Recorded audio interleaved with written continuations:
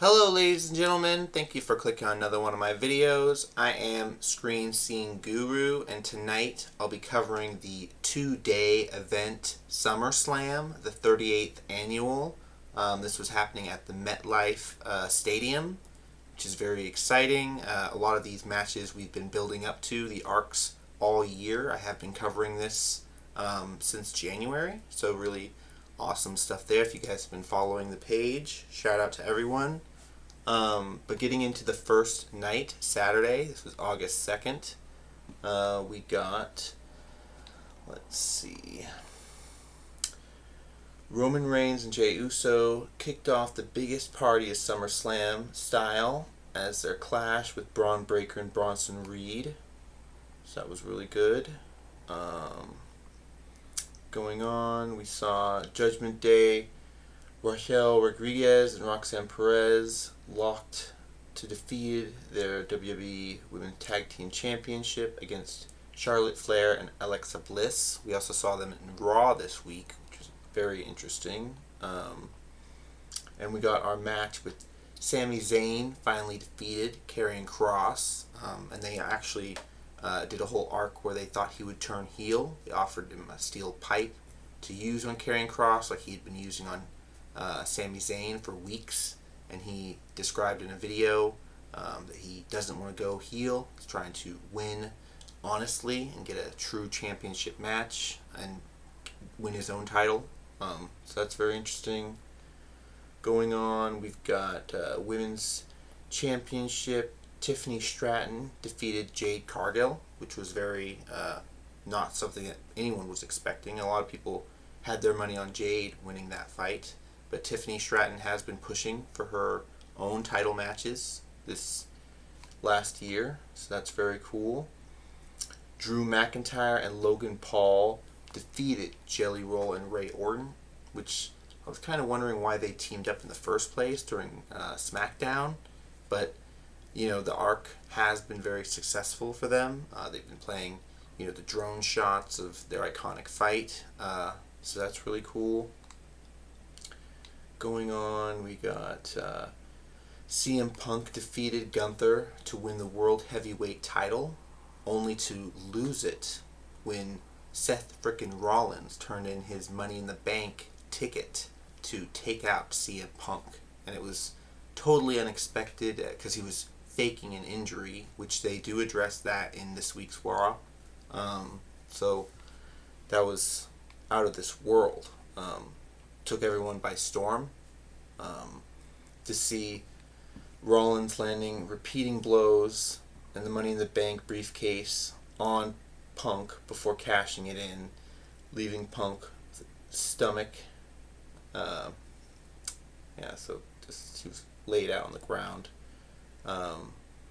Going on to the second night of 2025 SummerSlam, which was amazing.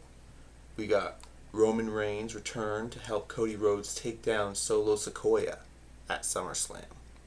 So that was really cool. Let's see.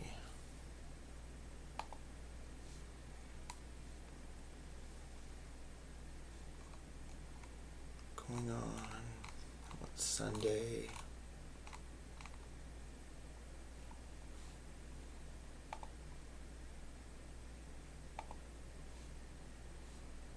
Okay. We got Rhodes reclaims WWE title from Cena. Lannister assaults Cena during an earth-shattering return. So very interesting stuff. For Sunday, August 3rd, we got Naomi showed up with her dad playing the electric guitar, her iconic intro music. Very interesting match where Women's World Championship, Naomi defeated both Rhea Ripley and Iko Sky. So right now she's the current standing Women's Champion. And then of course we had the WWE Tag Team Champions of Wyatt Sticks versus the Six Pack TLC, which was the ladder match for the championship belts, which was crazy. Everybody was flying out of the ring for that. And then, of course, the very highly anticipated match of the Women's Intercontinental Championship of Becky Lynch and Lyra Valkyrie. And this one got brutal, guys. I can't play any video because it'll be copyright, but definitely check this one out on the internet.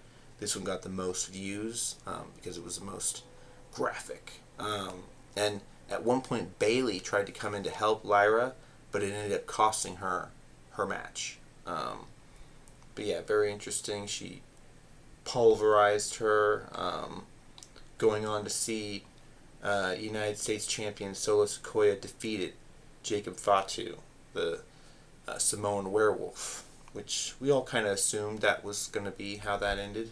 And then, of course, Intercontinental champion Dominic Mysterio defeated AJ Styles, proving that he does know a few good moves. And he kind of boasted about that in videos later on. Cody Rhodes defeated John Cena to win the undisputed WWE Championship street fight, which was awesome. They played up that Cody Rhodes was on Cena's back when he rose up above the audience little arena. But then, interestingly enough, they were shocked when Brock Lancaster exploded back onto the scene, sending the WWE Universe into a frenzy after lengthy shutdown. The Beast incarnate newly drove Cena through the ring with tremendous F5. And then, of course, we got to see Cena walk out of the stadium, and he promised to come back for SmackDown and other things, but this was going to be his final fight, which was pretty good to see from 2025 SummerSlam, which was at the MetLife Stadium. Going on to, let me pull up real quick. Raw. August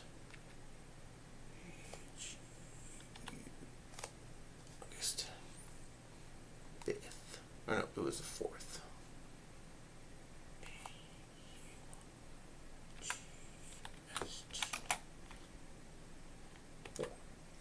2025. Okay. So we took place in Brooklyn, which was really cool. Roman Reigns returned, which was awesome to see. But this was kind of one of the more heel episodes of Raw, where we saw, of course, Seth frickin' Rollins came out to boast about him leading the universe, being the revolutionary, all this stuff. And then we got to see LA Knight challenge him for that Continental Championship belt, which would have been a good fight if they had stuck to the rules. Then we got Sheamus versus Rusev again, which ended up in a double countout, so they're still technically up for another battle.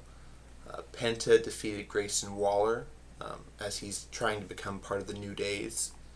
Then Judgment Day demanded a rematch after they were defeated at SummerSlam, which they were defeated again in Raw, which kind of tells me that the New Days is starting to have a bad losing streak. But then going on, we got to see Dominic Mysterio defeat Dragon Lee after several luchadors rushed the stage, at least 3 copycat Grande Americanes. So that was very interesting to see.